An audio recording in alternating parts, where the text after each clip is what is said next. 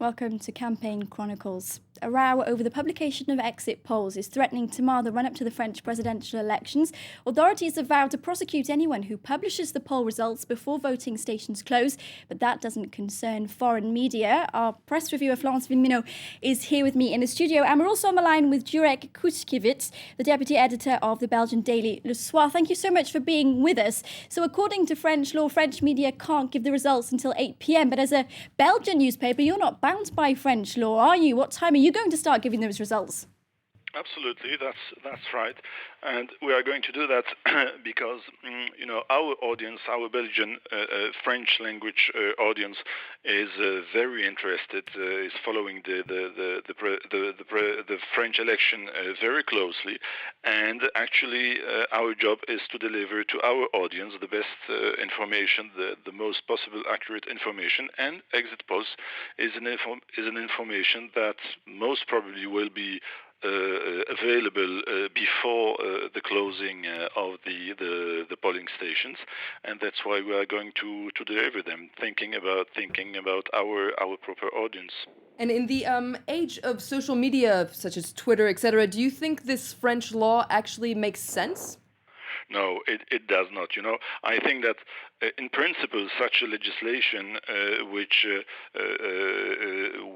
guarantees, a kind of serenity, a peace and quiet during the election is quite legitimate. But in the age of social media, internet, the interpenetration of the media environment, it's true that it looks very, very obsolete.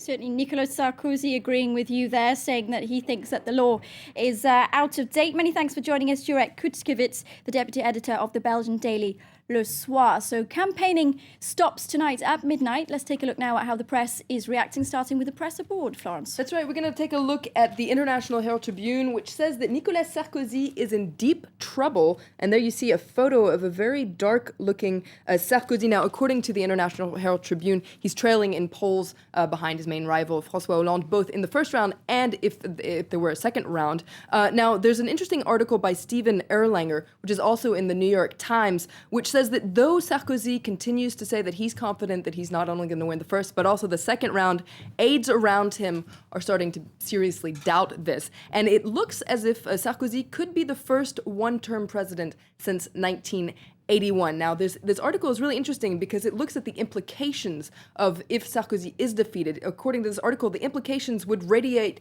well beyond Paris, because Sarkozy in his 5-year term has managed to build very valuable relationships with Angela Merkel in Germany on issues concerning Europe and the Eurozone, with Britain concerning defense issues, and with Barack Obama concerning issues on Iran, Israel, NATO, and Russia. Now, if Sarkozy loses, all this will change because François Hollande, the socialist candidate, has a very different program regarding Europe and regarding Afghanistan, regarding a lot of dossiers that Sarkozy has managed to build very strong relationships with. So world leaders who've actually aligned themselves with Sarkozy and put themselves behind him and backed him are now starting to think, oh, what do I do next? Yes, they're starting to have to think about, what would the scenario be if Hollande is elected, and trying to rethink their strategy. Now, another person who's going to have to rethink his strategy is Sarkozy, according to this article. And now, according to Stephen Erlanger, if Sarkozy does make it into the second round, he's going to face a tactical electoral dilemma, which is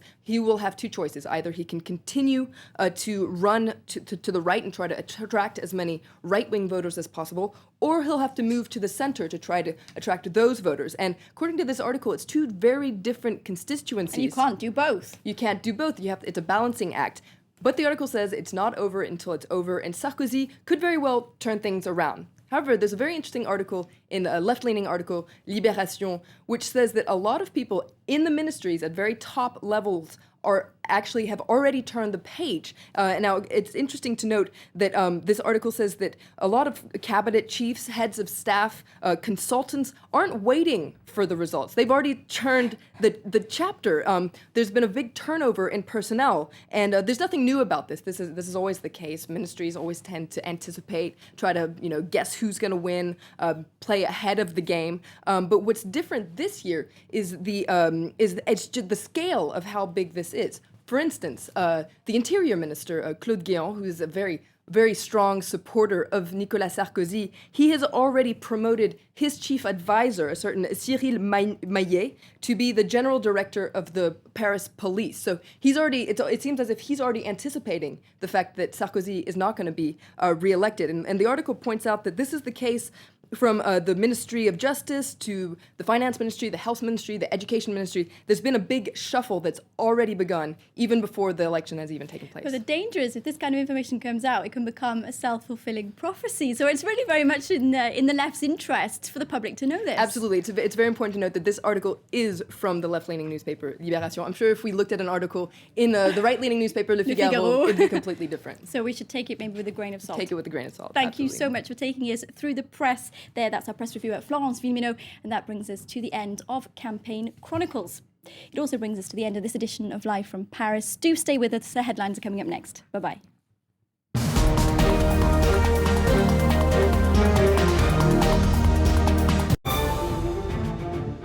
Cette campagne, elle trahit l'intérêt véritable des Français.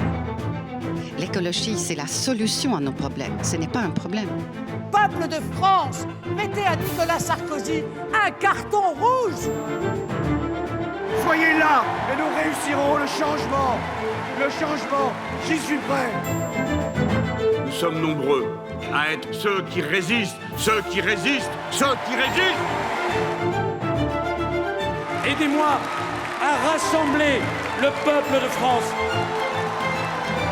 Vous êtes le peuple de France.